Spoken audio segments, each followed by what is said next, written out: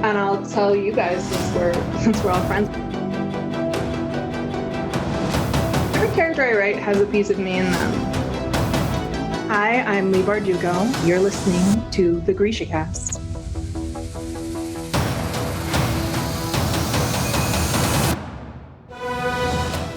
Welcome to Grisha Cast, episode 159. In this episode, we will be reviewing Hellbent Chapter 26. This is your host, Eric. And I'm Terry. From Nashville, Tennessee, this is your podcast for all things Grishaverse. A world created by our personal sentinel, Lee Bardugo. Moi savieni casters. Hi. Hello. Cities. Cities. I've done that to you twice now, where I'm just like, cities. Right now, On. we have Lucknow, India. Ooh, and then we're going to Czech Republic. Woo! Thank you. Other side of the world. It is. Thank you so much, listeners. Goodness. So, anyways, yeah, this has been a doozy of a days, week. I don't know. A lot of crazy stuff going on. How ye? I'm good. I'm recovering Good. from a really amazing weekend. Yeah. How was your trip? It was fantastic. Good. I drove up to Kentucky on Friday after work, and I spent a lot of time, I don't know, doing things that I'm too old for. No, you're not. I first met my favorite content creator, and that was very exciting and fun. And I spent like a good 2 hours with her. It was like talking with a friend. Oh, It was so amazing. that's like talking with Lee when we've talked to her and we've always been like freaked out, but it's like talking to a friend. I know. Like we talked about so many things that as I'm looking at things, I'm like, oh my God, she would love that. And then I'm like, calm down. You're not friends. And like, I don't need to be like sending her things like, this reminded me of you. Like, and we're not doing that. I'm not going to be that person. I had my moment and we're moving on. But it was kind of sad because it was like, we were like really vibing. But I got to meet like her husband and her parents and her dogs. And Wow. Did you yeah. propose? I wish. It sounds like you should. No, it was a lot of fun. I had a good time. And then I had to jet back over to Louisville and spend 6 hours with a band into the wee hours of the morning. And that was so fun. But I was so exhausted by the time I got back to my hotel room. You know when you've like stayed up too late and it was a lot of fun, and then you get back and you're like, you can't go to sleep. Yeah. Because you've gone past your threshold Oh, and it's been fun. So you're just like in this weird state of like, I need to sleep, but I can't. What am I going to do? yeah. Mine's over excitement. I get too excited and I've had too much stuff going on later at night where I'm not used to it. And yeah, it's hard for me to fall asleep. I have to it takes me a lot to calm down. Well, and these boys are like, I say boys because they they're a are. lot younger than me. And Yeah. like they're still texting me like after I laid down to like go to sleep. And it was like half an hour later, I'm getting texts. I'm like, oh no, I need to sleep now. But you know what? It was fun. I needed it. All that matters. It lifted my spirits. I haven't felt that great in a long time. So it was really good. Good. And I'm like, I'm letting that carry me through because there Yes. was some stress today. And I was like, you know what? That's not going to bring me down. No. We're going to think about all the things that happened this weekend and how awesome it was. And remember that like I lead an exciting life sometimes and Exactly. I deserve that. And don't need to Absolutely. let this stupid little small thing that wasn't my doing affect me.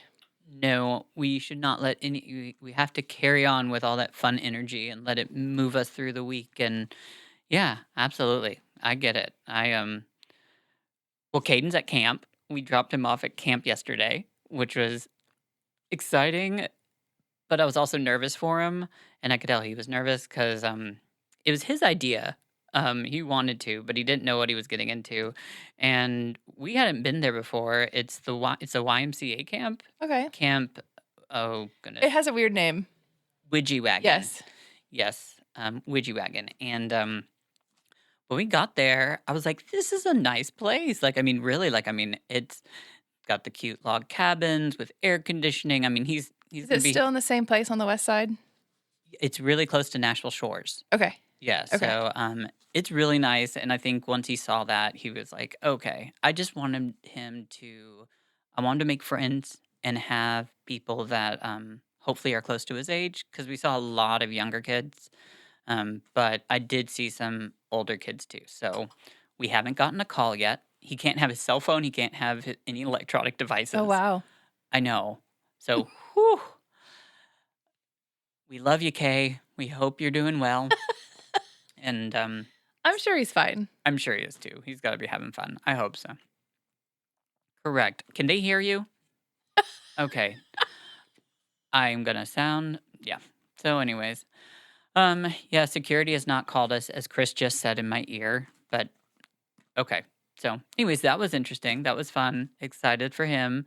He'll come back this upcoming Saturday, and then we got to do tech support for my mom, which I've been doing for the past couple days. Oh, love you, Mom, but tech support is, whew, that's an exhausting. It can get you really frustrated too at the very like last hours of your Sunday. Oh, yeah. I'm just like, Yeah. okay, this is when Chris and I finally got to relax and we're sitting there and she's getting mad at me. And I'm like, this is not my fault. Like, you're the one that, I don't know. Anyways, we made it through. God bless you, Mom. But yeah, I'm still been watching anime. Still with the anime. Still am. I finished watching The Ultimatum, the queer edition one. We saw And that I on am there. so happy that like I walked through it or went through it before I saw the lesbian comedy show last week because they were really talking about it. It's like all over like lesbian space. Like I've never everybody's talking about it. Everybody knows all their names. It was like the biggest thing. And I'm so glad I watched it before I don't even know what the show. all of that. I know what I've heard of the Ultimatum, but I don't know what's the show consist of.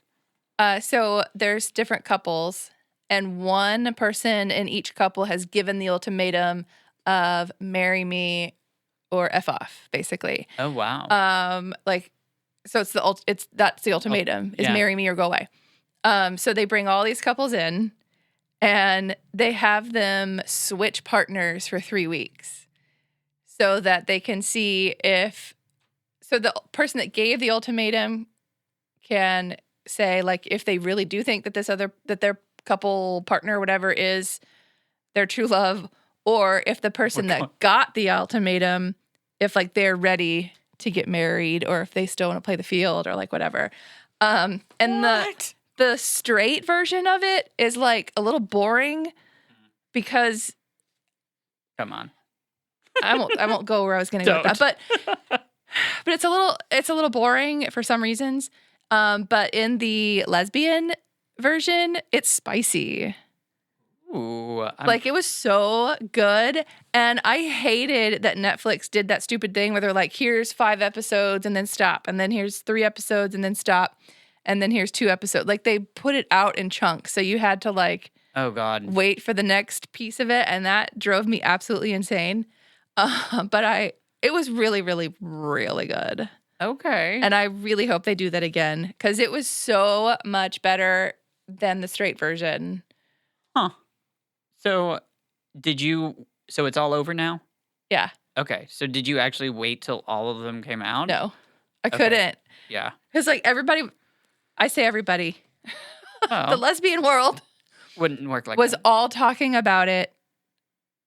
So if you didn't watch it, then you were like so far behind and you were going to get something spoiled. So I had to stay on top of it because even Barbie at work, we had to talk about it every time. So, Oh. but So yeah, highly recommend. that's what I was gonna ask. I was like, do you think Chris and I would like it? Yeah. Okay. Yeah. I mean, it's really good. It's I love all those stupid shows. The what is it? The Bachelor. Bachelor, but the Love is Blind, Yeah. Married at First Sight. Like I love all those things, and this is just one of the like in that kind of genre. Okay. But because it was lesbians, Oh, it was spicy. That's exciting. Yes. Yeah, I'm not into those shows, but I mean, it's not that I just don't watch them. Support the queers. I will. I've got to. It is Pride Month. Well, that and like Netflix needs to know that like we need more queer programming. Like I love all those shows, but this is the first time there was a queer version of Yeah. those shows. So like I would love to see like Love is Blind lesbian edition. Oh wow. I would love that so much, but I don't know how you would do that. Anyway, Well, on the subject of pride and queer things, so my mom brought this up last week, and I actually experienced it this weekend. We went to Target, where Target is a very big LGBT supportive. yeah, except their Pride collection this year sucks. It is so bad. Like it's been great in previous years. This year's, no, it's not good. Okay, so that actually kind of is what I'm not about the specific items, but okay, so big LGBT supportive Target, they are like, I mean, one of the big huge, like, I mean, just as a big corporation has always been supportive. But yeah, they always have Pride stuff, Pride Month. Well, my mom walked in and saw the Pride stuff right out there, and she just loved it and was so excited. Bought Sam, my turtle, a cape. And yeah, anyways. So to move forward, she goes in the following day and it's not there anymore. And then she goes and asks them where it is, and it's moved to the back of Target. And she asks why, and apparently there were threats and there were like people complaining that this was inappropriate. So Target moved it from the front to the back of the store. And I was like, well, Mom, I understand it's upsetting. I get that. Like, it sucks. But I mean, Target's Target, so they're huge. They're got to have something up their sleeve to try to help. But then I found out that actually it was a corporate decision, and that they've had to do that to a lot of stores, and some of the items aren't even coming back. And it's I don't know. I was at first, when my mom told me about it, I wasn't upset. I was like, I mean, but then when I actually saw it, and then I was like, that is so, like, I don't know, it hurt. It was weird. I didn't look at the individual items. It was just kind of like the whole fact that like they decided to move it because some people were, I don't know. I feel like that's just it sucks. I'll say that. It sucks. I thought it was like, but I know that the Nashville LGBT community and some of our leaders know about it, and I don't know what they're doing about it, but they do know, and that was my main thing. I was like, well, Mom, we just need to make sure that the right people know, because of course she called corporate and she talked to them, and so it's just a weird thing. It's a weird time in this world, where I feel like we move a couple feet forward, but then hey, we move a couple feet back. I just it sucks. It's. I think what's hurtful about this in my head is just the fact that I've always looked at Target as such a support system for us.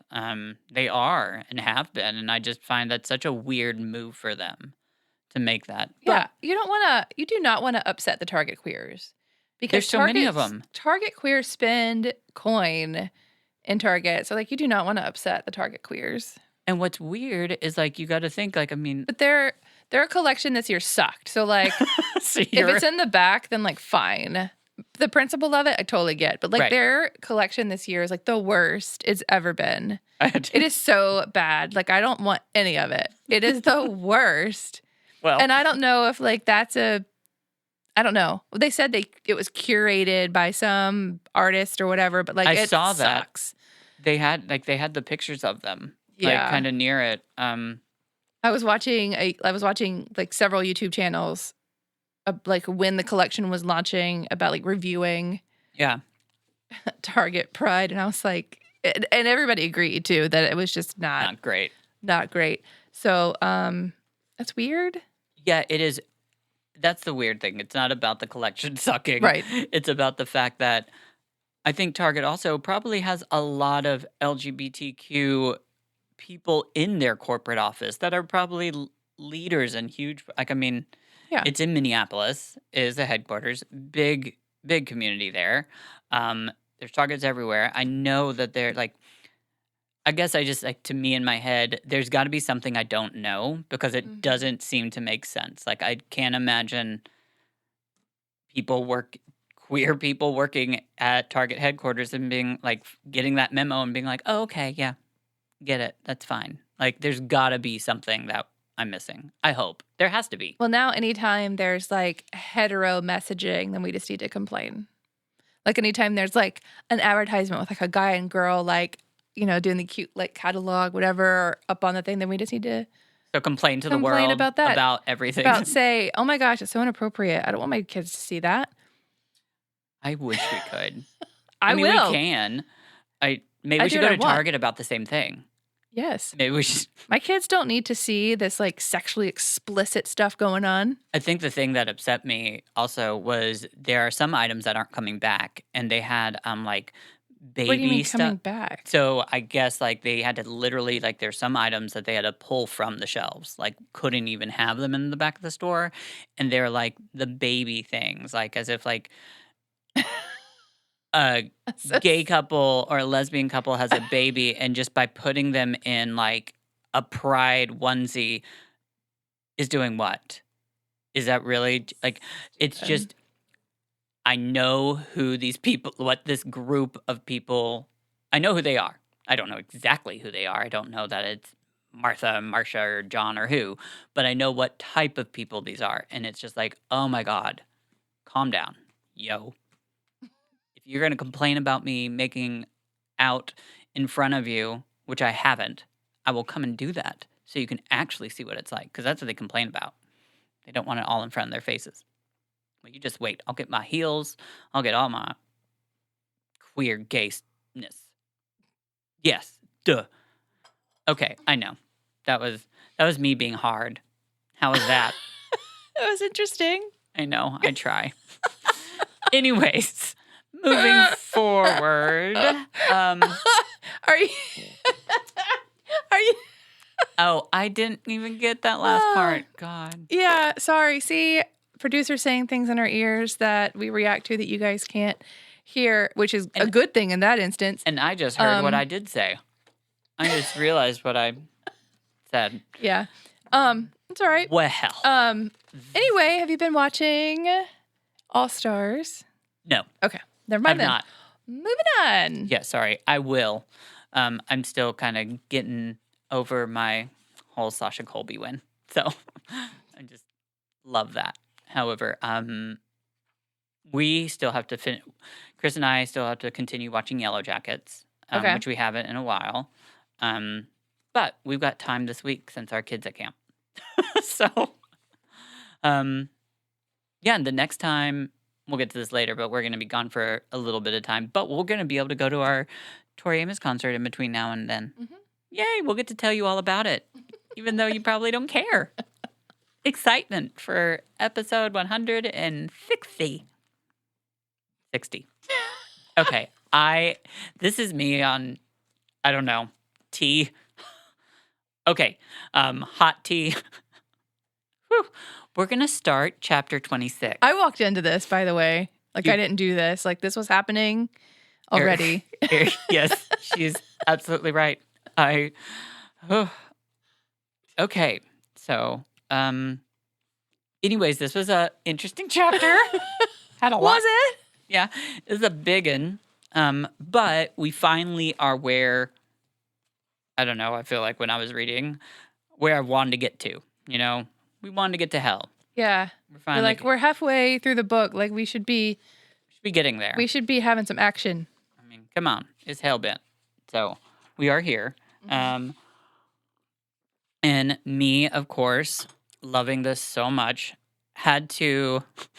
This is what I know you're gonna laugh at.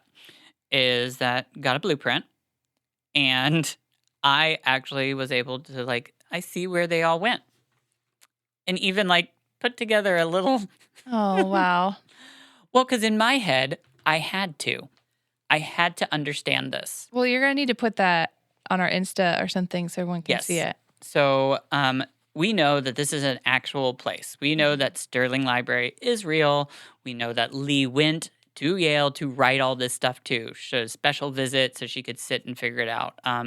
One part I was wondering about is that I think it's in the very beginning of the chapter. They start off in the linoleum room. That's what I called it last Yes. time, but it's Linonia and Brother's room.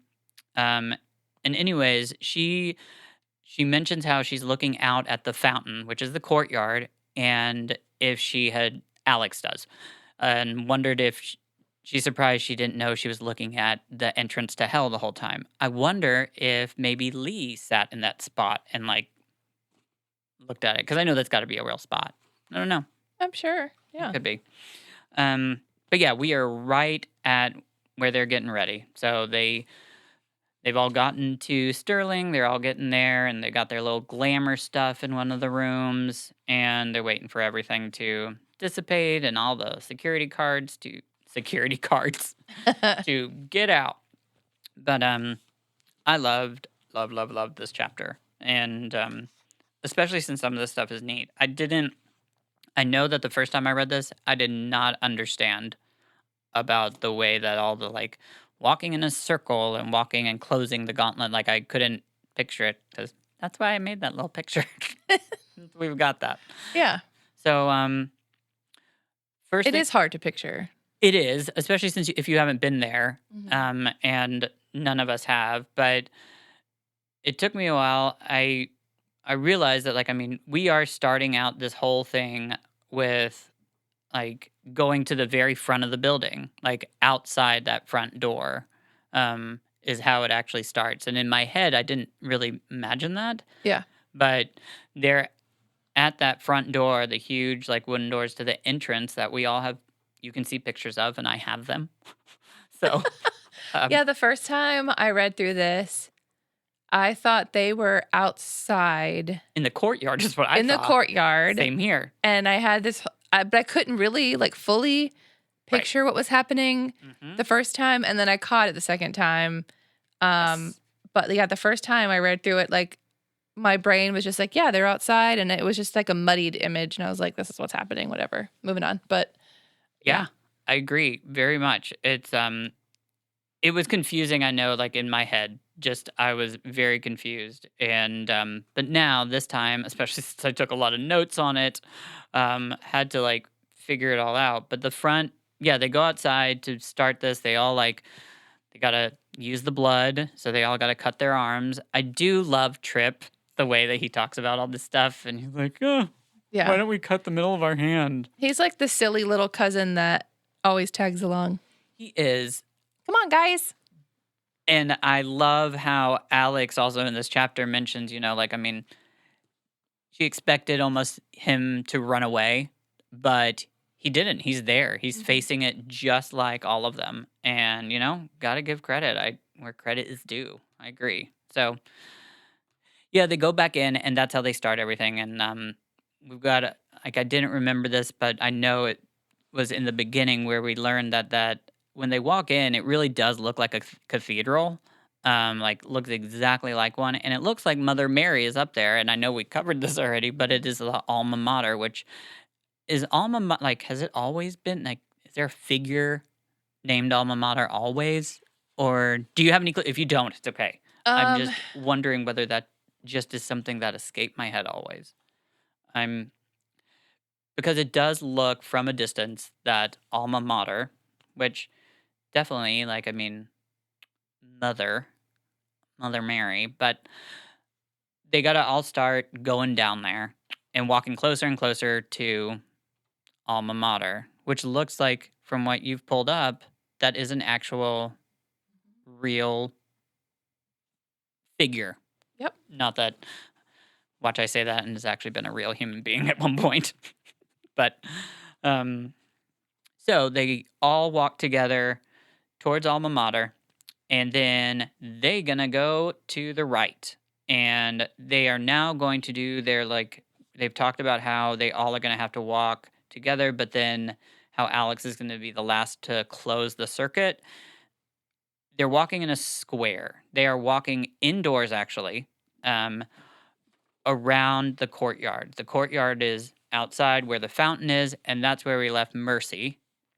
She's out there guarding it because that is actually where the gateway or entrance to hell is. So they all take a corner, they take a right, and that's where they finally start going around in this in the square and dropping each individual off. Where Alex and Dawes is second to last, and Alex is the last one. I think it's interesting just that when they first do open up this whole thing and they are outside, they're looking at the wooden door, and Lee does a good job of describing that all of a sudden there's this whoosh, and it's cold air, and the wooden door now is just this big black fog emptiness where the library door used to be.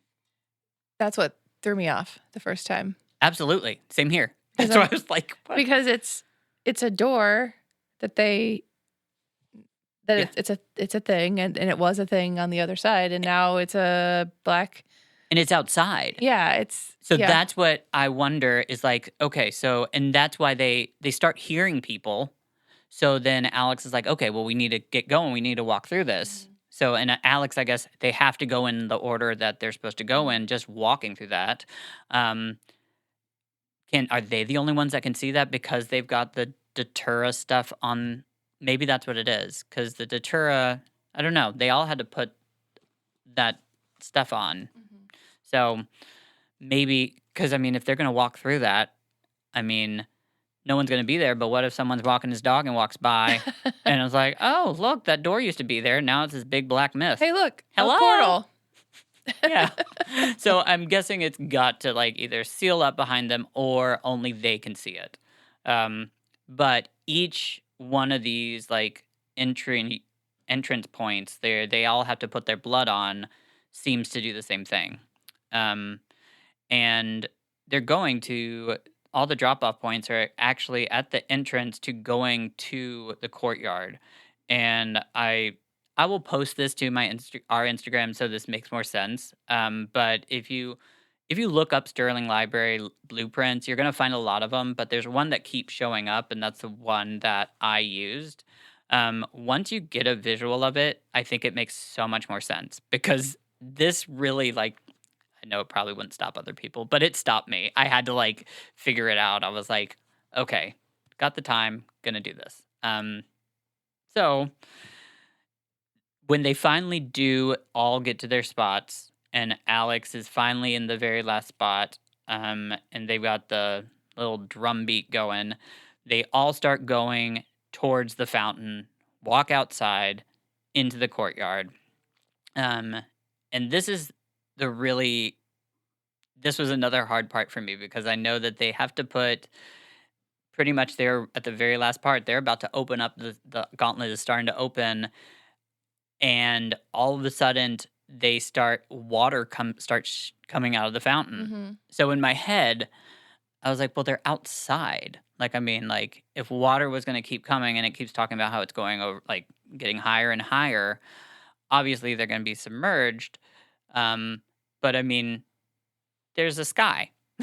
Yeah. They're not stuck in a room. So in my head at first, that really was confusing, but I guess I finally this is my interpretation, is that this is the entrance to hell. And when all of a sudden Alex starts saying that she was feeling things grabbing and holding her and pulling her down, that is why, they couldn't swim up to the top or anything like that. Once it gets to a certain level, that, I don't know, that kind of makes sense. And they're pulling them down the fountain, right? Yeah, remember her first sort of descent.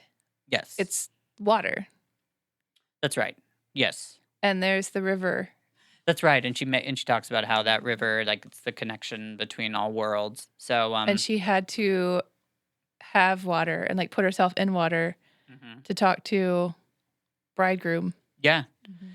So Alex has kind of experienced this before. She hasn't experienced, I don't think. Not quite to this extent. Right. When she starts being grabbed and drowned, she says she even feels hands going down her mouth and Yeah. like, oh And my in God. her eyeballs. Yeah, Yeah. that's crazy. So she's kind of like had an understanding. Can you imagine what Trip and Turner and Dawes are doing at this moment? Like Dawes is probably passed out. She is probably like literally just like, gone into shock.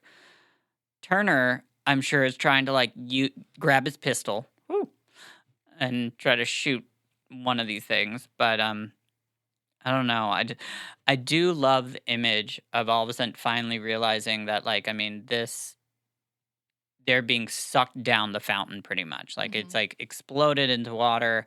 But it does make me wonder what's going on with Mercy. She just hanging out in the water? Because Mercy isn't going. Mercy was out there just trying to protect them from. I don't think she went into anything. She's still in the real world. Oh yeah, so I guess. Well, she's in the real world. She's at the fountain. But she's in the real world. She's Right. not We're in the... two different dimensions. Yeah. Yeah. Gotcha. So maybe she just saw them all walking, and then when they did the 1, 2, she just was like, "Oh, they're gone." Who knows? Disappeared. Yeah, it's fascinating. I think it's neat that I use that word a lot. I've got to stop. Neat. I hate. That's so neat. But that's like one of those words that I associate with you. But hellbent is not neat. Hellbent is It can be neat. it's so neat. Ugh, I'm sorry, Lee. I'm gonna get a better vocab. But anyways, I think it's very cool. Oh God, no. It is. You know what? Just I will fill that with your own personal adjective. Huh, Yes. Okay. But interesting part. Now I'm trying to talk without adjectives. Not gonna work.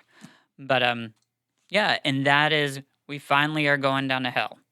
However, the rest of this chapter is very weird and segmented. Yeah. I really liked it though. Yes. I enjoyed that it was kind of a background of all four of them sort of. Yeah. Turner's It's was my favorite, I think. it's a story of who they killed, right? Why they're It's why they're the murderer. Why yeah. they're the murderer. Yeah. Mhm. So you think Turner's is your favorite? I liked Turner's a lot. Yeah. I love Tripp's. Trips. Yeah. Trips was heartbreaking. It was, but it was heartbreaking, especially for Tripp. Mm-hmm. But I think because you get to really Tripp is one of those characters we really didn't know a lot about at all. Right. So Yeah. this gave us a really good, more understanding of him. Because we know Dawes, we know Turner. They've been in this. Yeah, whole I time. didn't really fully get Turner until this part. I didn't know he was black until I know. this I part. laughed until this part. Yes. Was there another part that says it? Did I totally miss it? Yes, in Ninth House. Yes, there Gosh, was. I'm gonna have to figure that one out. But it Oh. was this. It was this chapter. It's okay. I Is love it? It is. I think about how many moments I have of this happening all the time. So this is you very sparingly have these moments. So hey, I don't know. I was Okay. just. I think it was because it was so clearly spelled out in this chapter because it was as a black man, and I was like, oh, well, okay. Maybe that's. I don't know. Turner's black. Don't know. So Turner's black. Okay.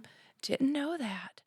Mm. But yeah, Tripp's story. He was how old? He was He so was a baby. It starts. Well, he his was stories 8. goes through phases. That's the difference. Is his story really has bigger time jumps because he talks about how this kid is very mean to him when he's younger and he's in a pool, and then it's just it At progresses. 8 years old was the pool. Was the pool, but then the actual story of him 14. murdering is definitely a time jump. I don't know how big, but it definitely isn't. He wasn't 8 years old No, on a boat, No. but it's done But he really. was really young. Yeah, it's done really well, and it's it's also an interesting concept of murder because he is the only one that, if you think about it, Nobody has called him a murderer. It wasn't direct. No, he is the only one that knows this. So Yeah. he, in his head, actually is the one that is calling himself and Mhm. thinks he's a murderer because of that. Which, I mean, that's a very Indirectly, indirect. yes. Exactly. But what I loved about reading his story too was like the moment he realizes that he's not going to help him, like he is the moment that all of a sudden he starts to realize what's the kid's name? I can't Spencer? Spencer. What Spelled oddly. what Spencer would do when he got back on the boat.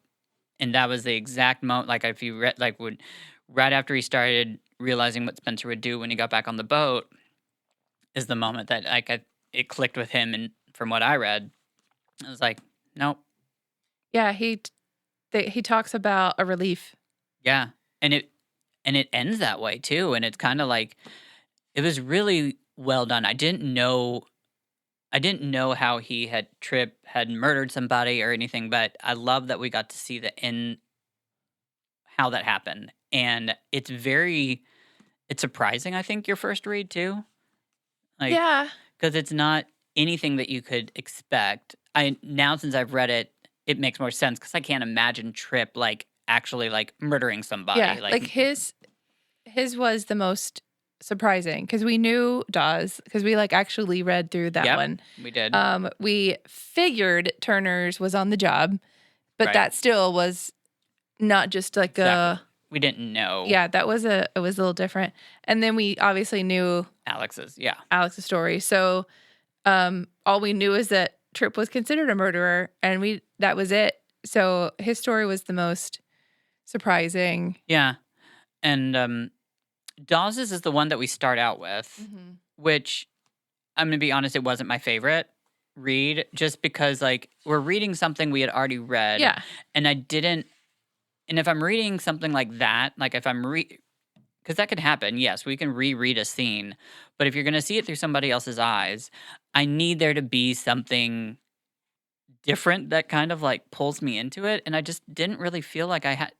Yeah, I feel like that's probably why hers was first. Yeah. Hers just, I think also we know Dawes so well at this point because we like the way she is that, I mean, it's just almost like it was reading the same scene that we had read before just through her eyes and it didn't change. Yeah. She acted the way we would. Turner's was very interesting. So his is like, because there's like, I mean, he's a black man and he's trying to get promoted all the way. He wants to. He's a police officer, right? He wants to move up like detective. his detective game. Okay. And this Carmichael guy is like the guy on the team that's like everybody loves him. He's hot stuff. He's respected and he did everything he could to be this guy's partner. Right. And the time like finally came. And then like after all of that, he realized that like he was protected or not protected, he was chosen. Like Carmichael this whole time was like playing him up. Yeah. For this because he knew like as a black man, he would have some sort of like protection. And one like it's so the one thing that there's a rabbit in that story, right? Yes. Okay. That is what what is that like? I mean, so he grabs the rabbit like Well, because Babbitt Rabbit has always been a thing. Right. I just am confused about like the actual like I mean, he's looking at the rabbit like I mean, so we've got this dead guy. It was obviously like and he says why like I mean, why is the rabbit there? What is the rabbit doing? Like do you know? I think it's just because Babbitt Rabbit has shown up so much. Like there is something with this like Babbitt Rabbit because we have it in it was all in Ninth House. It's all up in here. Right. So I don't know if it's symbolism because it was the gun. Yeah, he wants him to like he like when the gun is like handed over, he wants to wipe. He was like it was a rabbit instead of a gun. Okay, that's what it was. Okay. Interesting. So, and we find out that Carmichael really has been like, I mean, He's been taking money yeah, and he's because he's crooked. really crooked. Yeah. Like, and they've been trying to tail this guy named Tut, which we end up finding out Tuttle. that Carmichael pretty much has been working with this entire time and has been, and then now has set up the fact that like for him to get killed. Because Turner walks in, there's Tut dead. I love all the like clues that kept on coming because it was as they were dropped, I was like, oh my God. Like, I mean, as Turner was realizing, like, well, Tut doesn't have a single, like, a firearm on him. And why would he be in this abandoned cold house unless he was here to meet? Like, I just really felt like I was in the mind of a detective. Yes. Like, it was I written. think that's why I enjoyed it so much. It was so well written It, where like you felt like you were Turner for a second. so It was neat. so precise and the feelings were spot on. It was all of that. yeah, it was really great. And it was one of those shocks where like we felt the shock like right along Yes. with Turner. It's so cool. Yeah, it was really great. That and props to you, Lee. Just like seriously, like I mean, that is a hard thing to do. Like I Mhm. mean, like I am not into criminal shows. I'm not into being like a detective or anything like that. But that I really felt like, as you said, felt like I was in Turner's head, and that takes some big talent. Like Yeah. I love the way that was written because I really felt like I was there for the entire ride.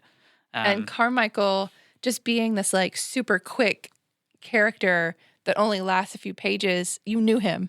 Oh, absolutely! Like image in my head Yeah. of what Yeah. this person is. That's why that one was my favorite one. Like I think we got to know Turner a little better yeah, in this, absolutely. but also just because of the way it was written. I mean, Yes. Trips was written really well. And I did enjoy Helly's Yes, bit, I did. but there was just something with Turner's story that just roped me in. I think that's what's really cool about this chapter is yes, it's long, but it's also like if you've been reading this book, then it's not like we've been excited about it. So we've been it Mhm. didn't feel like it was a hard No. chapter to read. Like I don't even remember the first time reading this that it was a long chapter. I Like I had no clue. no, I was just going I had no idea. it was only the fact that we were having to set it up for a podcast that I noticed. I was like, "Oh, this is a big one." And I think because it's all over the place. So it's not is. like you're reading some long war story or something. It's you've got the descent Yeah. and then you've got 4 different stories. So it's sections. it breaks it up. It's not like you're reading one long thing about one thing. So this what you just brought up is Helly. How are we going to say her name? I say Helly because it's Hell, but I'm going to say Helly too then. Okay, so this is my one question that I have about this is okay, so we've got everybody's story of why they're a murderer. This story is Helly's perspective yes. of how she died. Not Alex's, not anything Alex is in it. Uh-huh. Why do we have this here? Who's the real murderer? Is it Alex or was it Helly? Well, I mean, I think they both had a lot of rage. I mean, I think they both are a part of it. They both were a part of it. Okay. So we've already had Alex's side? Like we know why Probably. Alex. Okay. That makes good sense. Because I was thinking about that this time around. I thought about it a little bit last time, but it was like Yeah, I don't think I caught it. I don't think I really did. because the first time around, I was like, okay, we have everybody else's direct story, and this is This threw me off, I think, the first time I read different it. one. But Helly was Like, part of it too. I like this. I liked this part of it too because it's another person that we don't know a lot about, a lot, and I loved how together we all of a sudden start to go like I mean, one we get to see what it's like to be a ghost. And sorry, not to be a gray, and she can I mean, for instance, she still has conscious. She's still conscious, and like, I mean, has thoughts, and doesn't even know she's dead. Actually, I don't think in the very beginning part of it, like, 'cause, I mean, she doesn't know she's got vomit all over her. She starts to realize that's how she must have died. Yeah, she knows she's dead because she talks about Yes, you're right. holding on too long, and she shouldn't have. But I She don't wants to say think. goodbye to her girl. Yeah, but she wasn't aware Um, of the body situation. right, Yeah. and then she watches all this, Mhm. and then I love that all of a sudden we then get this glimpse of, how they say that when you die, you have your whole life flashes before you die. Like, I feel like that's kind of it's kind of happening here where all of a sudden she remembers softball and how like her sister would say, "Oh my God, you're so good." And how are you so Yeah. good? And then it's this one line where she's like winding up her arm to hit a really good pitch or Mhm. whatever, and she hits it, and Lee takes it where like she hits the ball right into what's his name's stomach really hard. Yeah. I love the way that was segmented, two different worlds, two different thoughts, but we're in the Mhm. same world in the one sentence. Like, amazing. I just thought that was really cool. And Babbity Rabbity shows up. Babbity Rabbity Yeah. in this too. Bibbidi bobbidi boo. And she mentions, "I thought you were dead." And The rabbit says we're all dead, well, no, she says it's to the rabbit, Alex. "I thought you were dead." but it's Alex. But then Alex says we're all dead. She thinks it's the rat, but yeah, it's Alex. Yeah. So it's really cool. I didn't, to be honest, and it ends like right there after the very last part is. For a second, Helly is sure the rabbit is speaking to her, but when she looks up, she sees Alex. The old living room at Ground Zero is gone. The blood, the bits of brain, the broken bat. Alex is standing in an orchard full of. Okay, yeah, I'm glad I'm reading this. Alex is standing in an orchard full of black trees. Helly wants to warn her not to eat the fruit that grows on them, but she is already floating, fading away. Not even a shrug now. Going. And then we know that last word would be gone. Okay, am I not remembering black trees? Is that maybe something we just don't know yet and we haven't seen? Maybe she's getting to it. Maybe. It is an exciting spot to stop. But Yeah. I really enjoyed it. I was wondering about that. I asked because I always miss stuff. Well, I mean, Is she it's seeing? the next chapter starts in the trees. So Okay, so yeah. it's the so it's hell. coming. Okay, so it's probably has to do with she's seeing her in hell. Okay, Yes.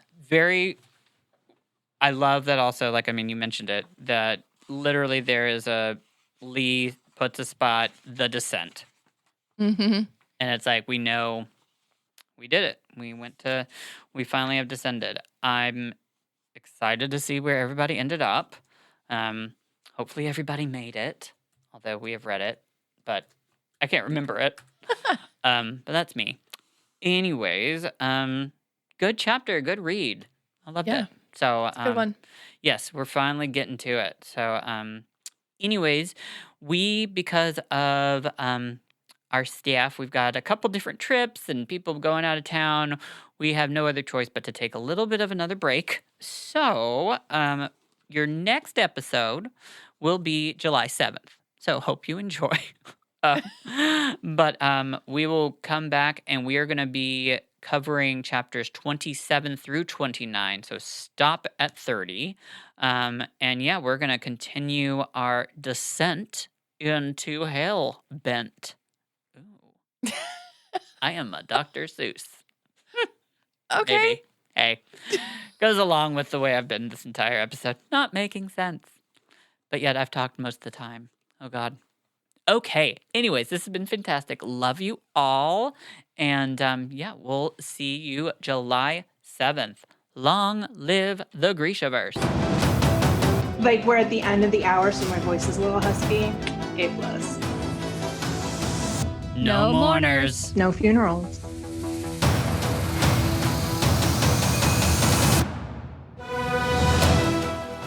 This has been GrishaCast. Connect with us on the web at GrishaCast.com. Send an email to info@GrishaCast.com. Follow us on Facebook, Instagram, YouTube, Twitter, and TikTok at GrishaCast. And thank you to our amazing staff, Chris, Michelle, Alex, Brenda,